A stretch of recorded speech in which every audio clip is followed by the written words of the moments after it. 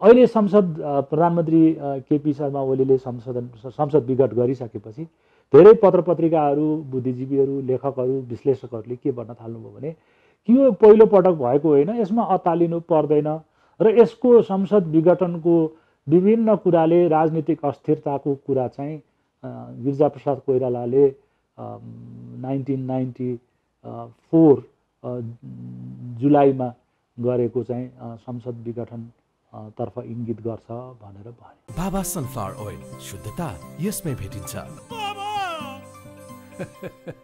गिरिजाप्रसाद कोइरालाले त्यो संसद विघटन गर्दा उहाँको निजी सचिवको रूपमा म कार्यरत थिएँ।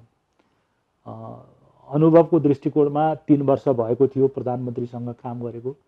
राजनीतिक कुराहरू कति बुझ्थेँ बुझ्दैनथेँ, तर ती घटनाक्रमहरूलाई अहिले फर्केर हेर्दाखेरि केही सैद्धान्तिक तथा केही व्यवहारिक प्रश्नहरू मेरो मनमा उठिरहन्छन्।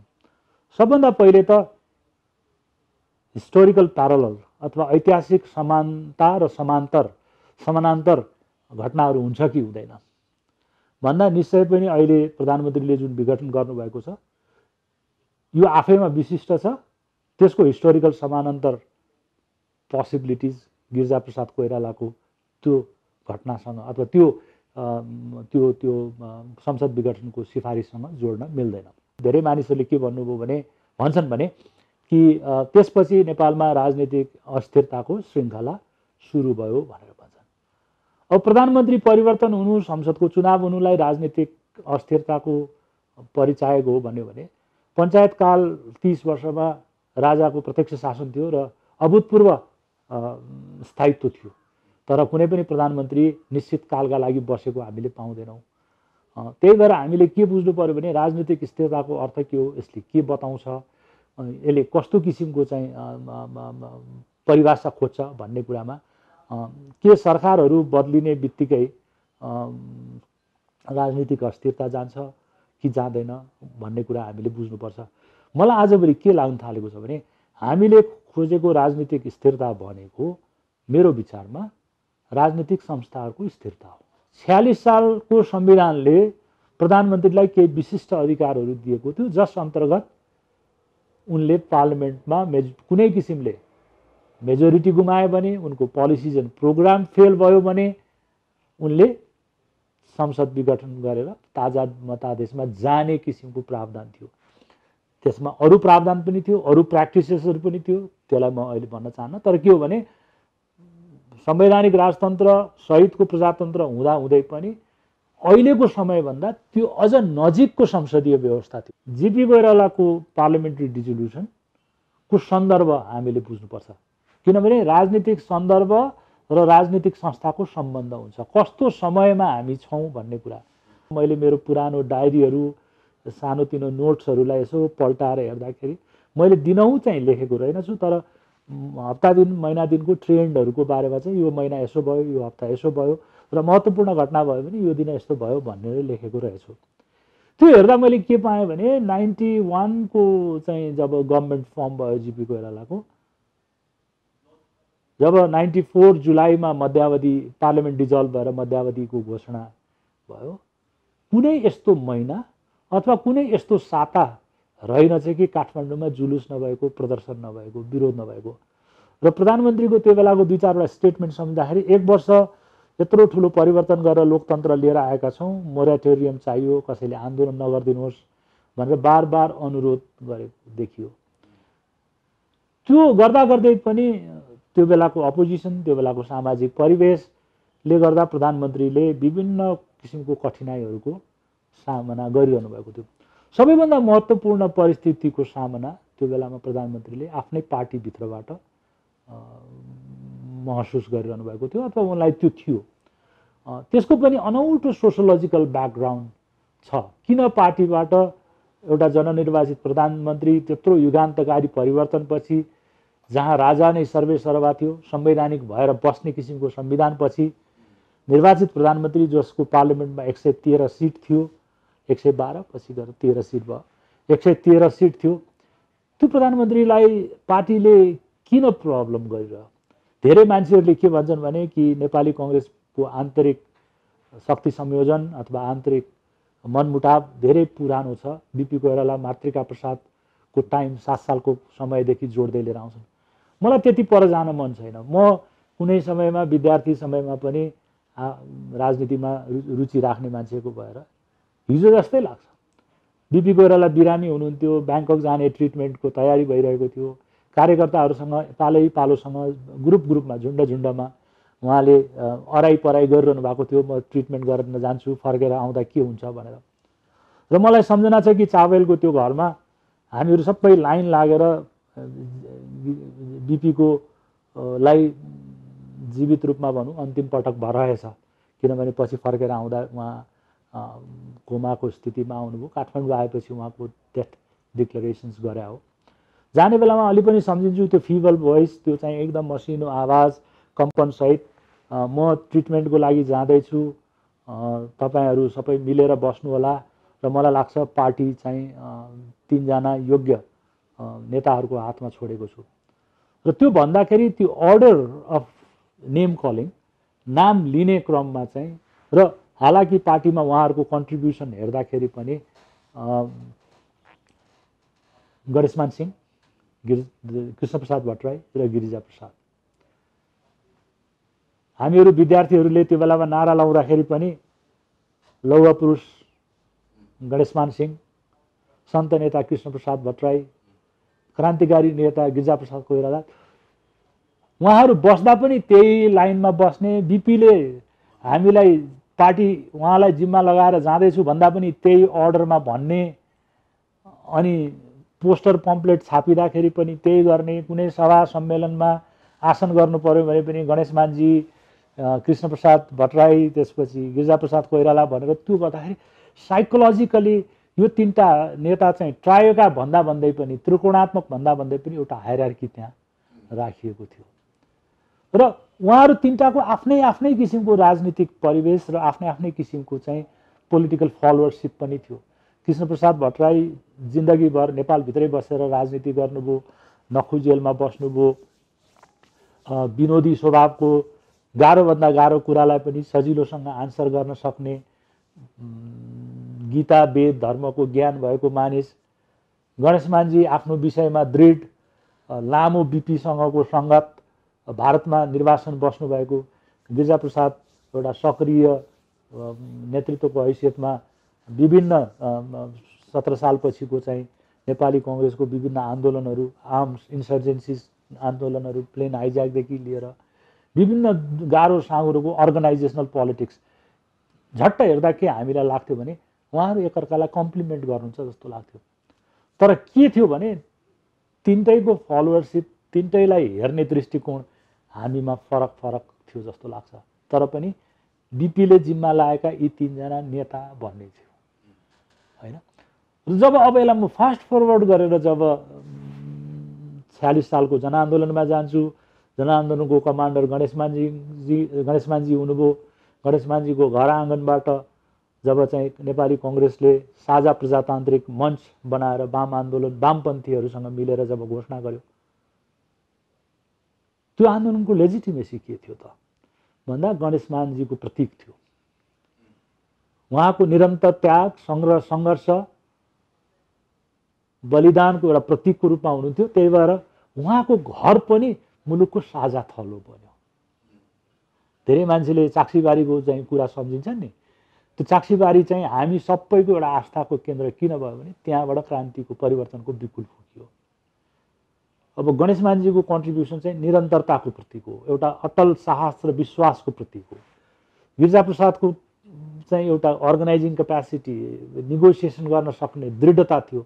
कृष्णप्रसादजीको एउटा भद्र राजनीतिक छवि, विश्वास सबैको आर्जन गर्न सक्ने, यो कम्बिनेसन हामीले देखिरहेका थियौँ। त्यो अर्डरमै थियो। कुनै पनि कार्यकर्ताले केही बोल्नु पर्यो भने कहिले पनि गिरिजाप्रसादको नाम पहिले र गणेशमानजीको लास्टमा लिएको मलाई सम्झना छैन। त्यसरी दीक्षित भएको काङ्ग्रेसी जमात थियो।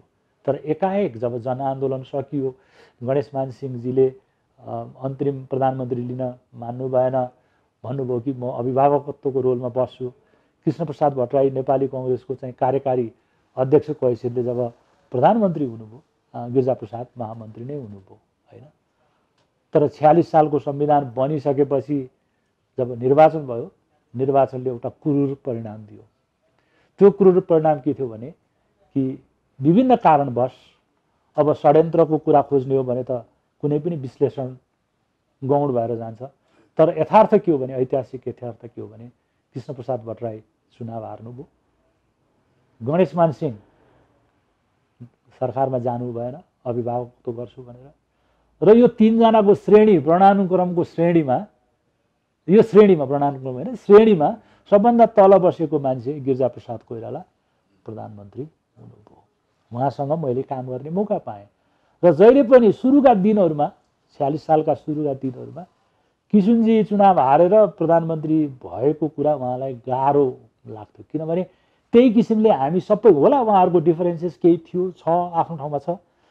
हामीलाई देख्दाखेरि पनि यो निर्वाचनमा किशुनजी पार्टी अध्यक्ष भए, उहाँ जितेको भए स्वतः प्रधानमन्त्रीको दावेदार उहाँ हुने भन्ने थियो। तर यो चुनावको जुन परिणाम जुन थियो त्यो परिणामले त यो हायरार्की पनि हेरेन, परिस्थिति पनि हेरेन। र मलाई के लाग्छ भने नेपाली काङ्ग्रेसका कार्यकर्ताहरूलाई र सामान्य मानिसलाई पनि यो क्रूर चुनावको क्रूर निर्णय जस्तो लाग्यो र धेरै समयसम्म धेरै मान्छेले यसलाई पचाउन सकेनन्। तर डेमोक्रेटिक लेजिटिमेसी, लिग्यालिटी एउटा मान्छेमा आयो, त्यो गिरिजाप्रसादमा। र मलाई के लाग्छ भने नजिकमै काम गरेको मान्छेले, म पहिलो पटक भन्दैछु, पछि जतिसुको डह्रो देखिए पनि सुरुको दिनहरूमा उहाँलाई पनि यो नैतिक प्रेसर, किशुनजी चुनाव हारेको हुनाले मैले पाएँ भनेर मैले नै कतिपल्ट भनेको छु, हजुर तपाईँ त हाम्रो प्रधानमन्त्री हो, यदि हजुरले हिंताबोध गर्नुभयो भने यो जनताप्रति बेइमानी हुन्छ भनेर भनेको पनि छु। किनभने जब मैले मेरो प्राइम मिनिस्टरलाई हेर्छु त उहाँलाई कन्फिडेन्ट देख्न चाहन्छु, काम कारबाही गर्नेमा चाहिँ दृढता देख्न चाहन्छु, त्यो उहाँमा थियो। तर कहिलेकाहीँ यदाकदा विचलित हुने गर्नुहुन्थ्यो, किनभने उहाँमा एउटा स्वभावगत गुण पनि हो कि यो जिम्मेवारी मैले केही कारणले लिएको। त्यही भएर बडा अनौठो परिस्थिति थियो जब गिरिजाप्रसाद कोइरालाको प्रधानमन्त्रीको चयन भयो। त्यो बेला संसदीय दलको बैठक बसेन, पार्लियामेन्ट्री बोर्डको मिटिङ बस्यो र सेन्ट्रल कमिटी र बोर्डले चाहिँ तपाईँको प्रधानमन्त्रीलाई गिरिजाप्रसाद कोइरालाले चयन गर्यो। कसले प्रस्ताव गर्यो? दुवै मान्छे जो चाहिँ पार्लियामेन्टमा थिएनन्। अब अहिले भन्दाखेरि मानिसहरूलाई अप्ठ्यारो लाग्न सक्छ, तर त्यो बेला धेरैलाई सहज लाग्यो।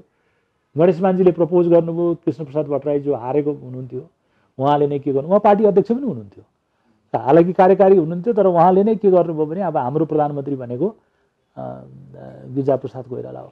अनि त्यो बेला कस्तो शिष्ट परिस्थिति थियो, कृष्णप्रसाद भट्टराई दरबार जानुभयो, राजालाई भन्नुभयो कि अब हाम्रो पार्टीको तर्फबाट गिरिजाप्रसाद प्रधानमन्त्री हुनुहुन्छ, हाम्रो महामन्त्री हुनुहुन्छ, र कृष्णप्रसाद भट्टराईले आफै लगेर राजालाई गिरिजाप्रसादलाई प्यालेसमा चिनाउनु भयो।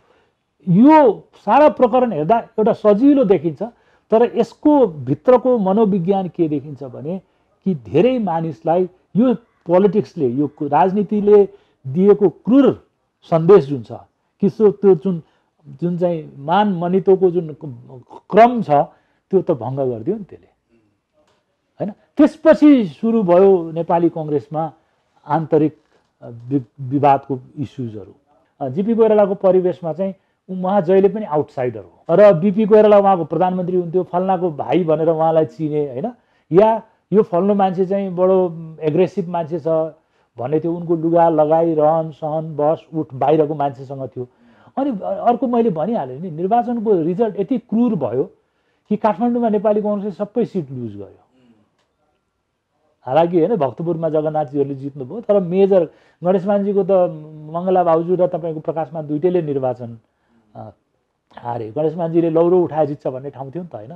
त्यसले गणेशमानजीको इगोमा पनि निकै हट गर्यो होला, होइन।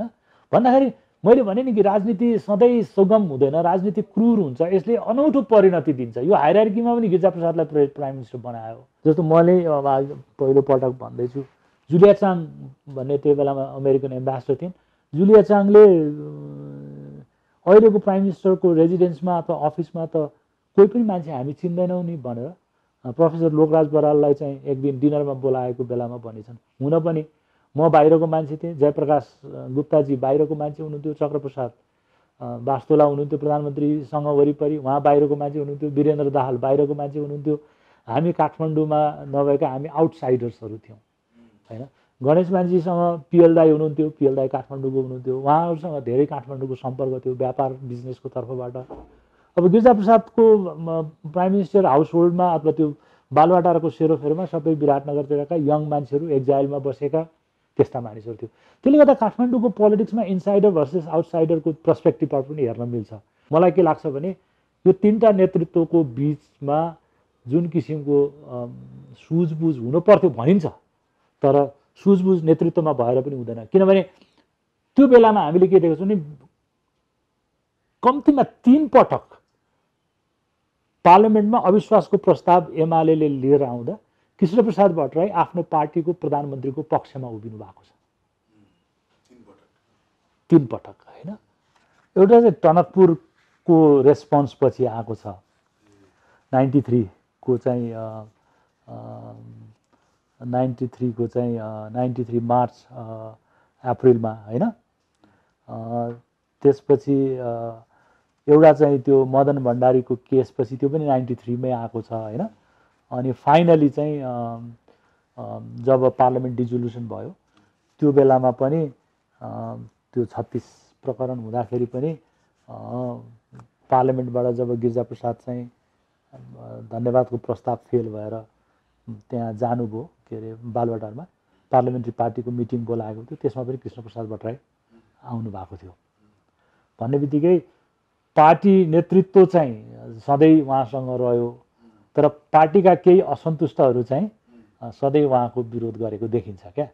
त्यसले गर्दाखेरि त्यति हेल्दी त देखिँदैन, तर पार्टी चाहिँ टेक्निकली र थ्योरिटिकली चाहिँ सधैँ उहाँसँग भयो। हरेक पटक मदन भण्डारीको केसमा, टनकपुरको केसमा, त्यसपछि कर्मचारी आन्दोलनको सन्दर्भमा जति पटक युएमएलले अनि बानेश्वरमा प्रहरी भारतीय प्रहरीको आगमनका सन्दर्भमा जतिपल्ट चाहिँ युएमएलले त्यो बेलामा प्राइम मिनिस्टरको रेजिग्नेसन माग्यो, पार्लियामेन्ट अवरुद्ध गर्यो, त्यो बेलामा चाहिँ युएमएलको लिडरसिपले नेपाली कङ्ग्रेसको लिडरसिप कृष्णप्रसाद भट्टराईसँग वार्ता गर्ने, भेट्न जाने र प्रधानमन्त्रीलाई रिजाइन गराऊ भन्ने प्रेसर गर्दाखेरि पनि कृष्णप्रसाद भट्टराई चाहिँ मिठो कुरा गर्ने, राम्रो कुरा गर्ने, तर यतापट्टि प्रधानमन्त्रीलाई कहिले पनि राजीनामा गर चाहिँ भनेर चाहिँ भन्नु भएन र सेन्ट्रल कमिटिजहरू जहिले पनि प्राइम मिनिस्टरको पक्षमा उभियो।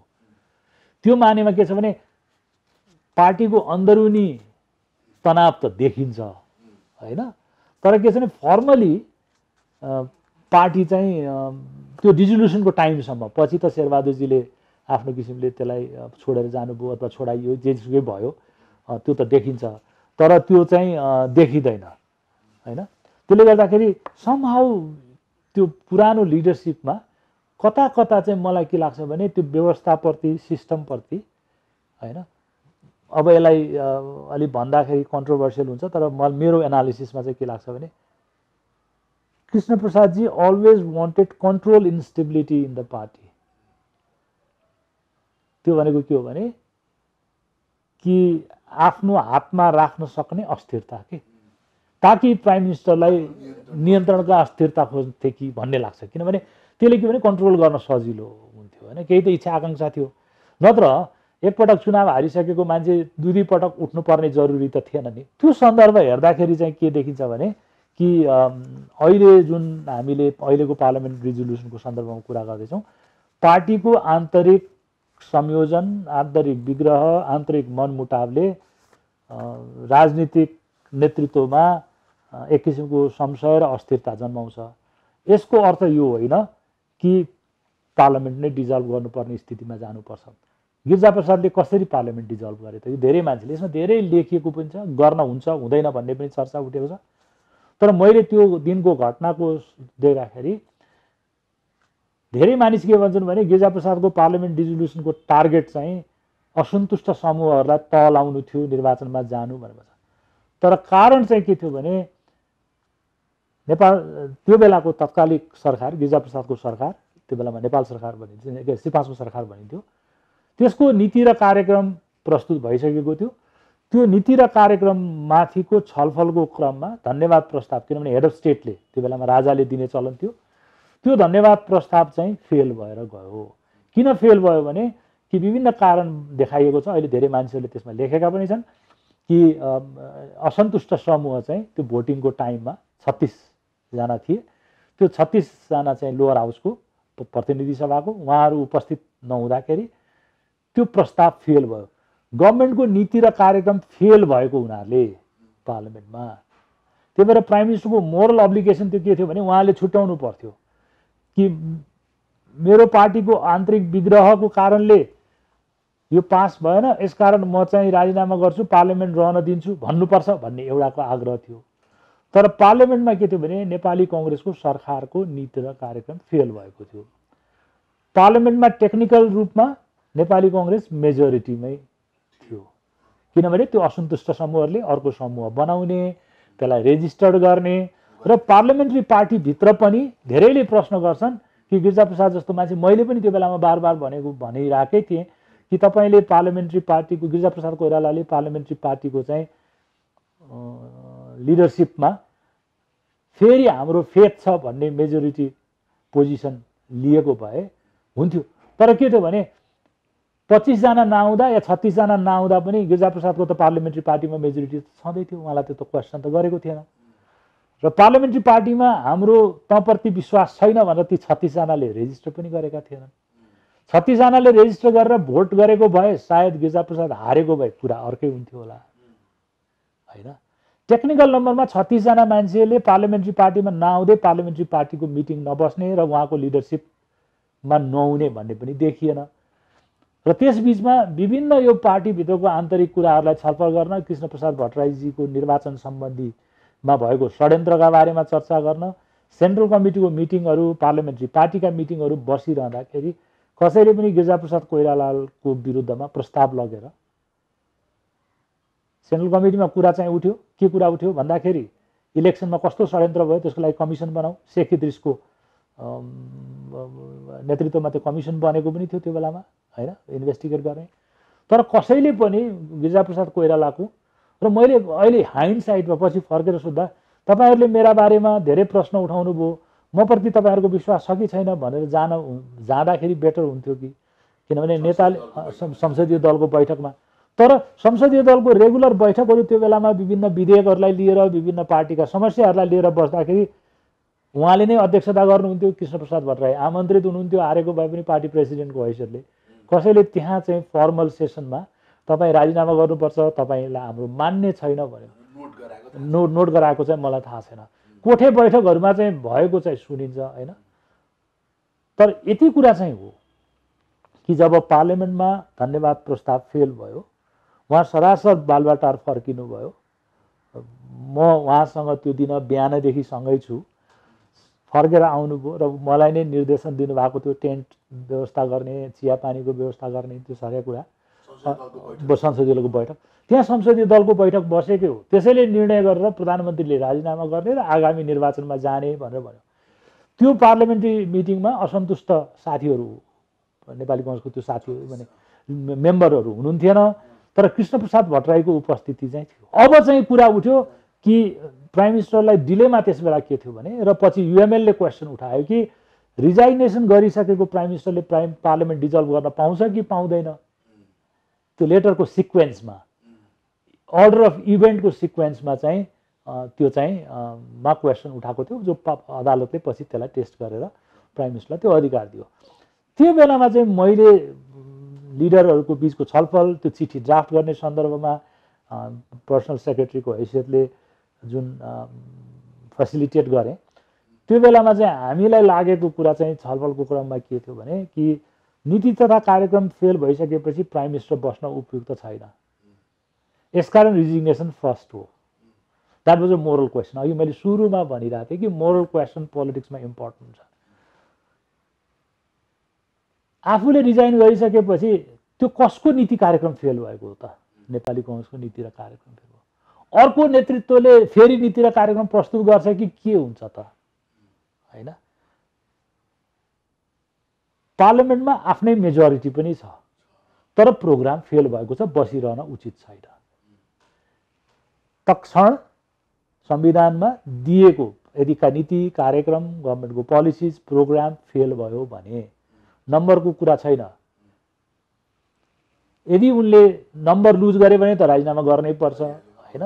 तर पोलिसी फेलहरू भएको सन्दर्भमा या एन्टिसिपेट कुनै क्राइसिसको सन्दर्भमा पनि प्राइम मिनिस्टरले चाहिँ आफ्नो प्रेरोगेटिभ युज गर्न सक्छन् भन्ने पोलिटिकल प्र्याक्टिस र रिडिङको आधारमा र त्यस बेलाको संविधानले दिएको अधिकार प्रयोग गरेर त्यो प्रयोग गरे।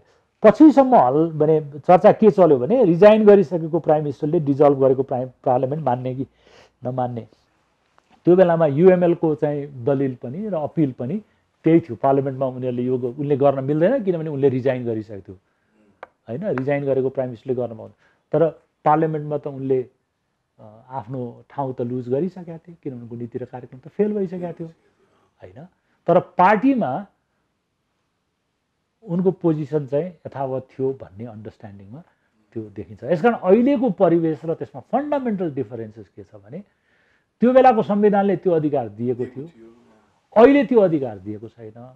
रिजाइन गरेर छोड्ने हो कि नगर्ने भन्ने डिलेमा पनि रहेन। अहिलेको सन्दर्भमा कुरा मिल्ने के हो भने आन्तरिक पार्टीको आन्तरिक विग्रह, आन्तरिक मनमुटाव, आन्तरिक तानातानीले यो पुर्याउँछ भन्ने कुरामा चाहिँ केही न केही सिमिल्यारिटी भेटिन्छ। तर त्यसको चाहिँ परिवेशको फरक चाहिँ के भने नेपाली कङ्ग्रेस त एउटै पार्टी थियो, मान्छेहरूको मात्रै मन नमिलेको जस्तो देखिन्थ्यो। अहिलेको सन्दर्भमा त दुईटा पार्टी मिलेर एक ठाउँमा आएको थियो र जसको एकताको प्रयास चाहिँ सकिएको होइन कि सुरु नै भएको थिएन भन्ने चाहिँ धेरै मान्छेहरूको अनुमान छ। यसकारण कता कता दुईटा भिन्न परिवेशको नाममा कम्युनिस्ट पार्टी तर कार्यक्रम र उनीहरूको पोलिटिकल सोसलाइजेसनमा चाहिँ भिन्नै परिवेशबाट आएको हुनाले अहिलेकोलाई म्यानेज गर्न अझ सजिलो हुन्थ्यो कि जस्तो लाग्छ, किनभने थाहा थियो कसको के अपेक्षा हो भनेर। अहिले खुलेर भनिरहेका छैनन् मान्छेहरूले। मलाई लाग्छ कि केपी शर्मा ओलीलाई प्रचण्डको महत्त्वाकांक्षालाई म्यानेज गर्न गाह्रो भयो होला भन्न बुझ्न सकिन्छ। तर यति भन्दा भन्दै पनि केपी शर्मा ओलीको पनि महत्त्वाकांक्षा त निकै हो भन्नु पर्यो। उनीहरूको बिचमा आलो पालो गर्ने सम्झौता त भएको रहेछ नि त भन्दाखेरि अब यसलाई तुलनात्मक रूपमा हेर्दाखेरि त्यसपछिको संसदको विघटन, त्यसपछिको राजनीतिक अस्थिरताको कुरालाई लिएर 62-63 को संविधान निर्माण हुने सन्दर्भमा कुनै पनि राजनीतिक संस्थाको स्थायित्वलाई सुनिश्चित गर्नको निम्ति केही बन्देजहरू लगाइयो जो 46 सालकोमा थिएन। त्यो के हो भने जुन बेलासम्म संसदले प्रधानमन्त्री दिन सक्छ तबसम्म संसद जीवित राखिनुपर्छ भन्ने। त्यो अघिल्लो संविधानमा त्यो थिएन। त्यो केबाट आएको भने संसदीय अभ्यासबाट पनि आयो र अनुभवजन्य विधिको निर्माणको प्रक्रियामा हामी त्यहाँ आइपुगेका हौँ। यसकारण मलाई के लाग्छ भने राजनीतिक अस्थिरताको खेल जीपी कोइरालाको त्योले गर्यो भने भनिँदै पनि त्यसबाट हामीले के सिकेछौँ त भन्दाखेरि संविधानलाई हामीले सही ढङ्गले बचाउनुपर्छ संस्थाहरूलाई भन्ने किसिमबाट गरेर जुन अहिलेका दलहरू जति छन् त्यो लागेर बनेको संविधान हो। तपाईँ जतिसुकै संस्था निर्माण गर्नुहोस्, जतिसुकै नयाँ नयाँ कुरा गर्नुहोस्, बनाउनुहोस्, तर तपाईँले ऐतिहासिकताबाट पाठ सिक्नु भएन भने त्यसको कुनै अर्थ राख्दैन। के देखिन्छ भने कि विधि विधान नीति नियम परम्परा एक ठाउँमा छ। नेपालको हरेक राजनीतिक विश्लेषण गरेर अन्त्यमा गएर षड्यन्त्रको कथामा जोडिन्छ र मलाई सेतो पार्टीसँगको यो मेरो लामो श्रृङ्खलामा यो षड्यन्त्र र राजनीतिको के सम्बन्ध छ भन्ने विषयमा पनि कोट्याउन मन छ। त्यसले के बताउँछ भन्दाखेरि जब कुनै सैद्धान्तिक विवेचनाहरूले पक्रिन सक्दैन हामी सजिलै षड्यन्त्रको एनालिसिसमा अथवा षड्यन्त्रको दृष्टिकोणबाट त्यसलाई हेर्न थाल्छौँ। लोकतन्त्रमा षड्यन्त्रको कति भूमिका हुन्छ र मलाई के लाग्न थालेको छ भने यो अहिले विश्व परिवेशलाई हेर्दा पनि षड्यन्त्रको दृष्टिकोणबाट गरिने राजनीतिक विवेचना र विश्लेषणले हामीलाई विक बनाउँछ, कमजोर बनाउँछ। कमजोरहरूको टुल हो षड्यन्त्रको विश्लेषण। यसकारण कसले कसलाई भेट्यो र कसका कारणले भेटेका कारणले भत्कियो होइन, यो नेपाली जनताको संसद भत्केको हो। यो कोही मान्छे अमुक विमानमा चढेर आएर भत्काउन लगाएर भत्काउने हामी कस्ता हौँ त भन्दा यसले हाम्रो कमजोरी र हाम्रो चाहिँ निरीहतालाई देखाउँछ। र यो निरीहतालाई हामीले यदि हेर्ने हो भने षड्यन्त्रको कुनै पनि एनालिसिसले हाम्रो जुन गर्न सक्ने क्षमता हो, आफ्नो स्वायत्तता हो, हाम्रो स्वतन्त्रता माने निर्णय गर्न सक्ने स्वतन्त्रता हो, स्वायत्तता हो र यत्रो वर्षको मान्छेको त्याग बलिदान सङ्घर्षको गाथालाई नेस्तानमुद बनाउँछ। त्यसमा षड्यन्त्रको एनालिसिसबाट राजनीतिक एनालिसिस हुन सक्छ कि सक्दैन, त्यसले हामीलाई कति बलियो बनाउँछ, कति विक बनाउँछ। यसकारण मलाई के लाग्छ भने अहिलेको पार्लियामेन्ट रिजोल्युसनको सम्बन्धमा पनि संविधानले स्पष्ट गरेको हाम्रो राजनीतिक अनुभवका आधारमा हामीले भोलि प्रधानमन्त्रीले के गर्नुहुन्छ भनेर चाहिँ हामीले षड्यन्त्रको कुरामा मात्रै बस्यौँ भने नेपाली राजनीति अझ बढी कमजोर भएर जान्छ, अझ बढी निरीह भएर जान्छ, अझ बढी अरूको हातमा जान्छ। त्यसकारण विश्लेषक र विश्लेषण गर्ने मान्छेहरूले पनि षड्यन्त्रलाई चाहिँ चिर्दै जानुपर्छ र षड्यन्त्रहरू हो भने पनि त्यसलाई पहिले नै हामीले उजागर गर्न सक्नुपर्छ। हामी बोल्न सक्छौँ कि सक्दैनौँ, जुन किसिमको शक्तिहरूको चाहिँ यहाँ भइरहेको छ, खेल भइरहेको छ, हामीहरू बोल्न सक्छौँ कि सक्दैनौँ। यसकारण विश्लेषणको दृष्टिमा हामी कति खुला, कति सहज, हैन, सार्वजनिक वृत्तहरूमा छलफल गर्ने विषयहरू चाहिँ उपलब्ध सूचना र त्यसको चाहिँ सूचनाको चाहिँ विश्वसनीयतामा कुरा हुनु पर्यो।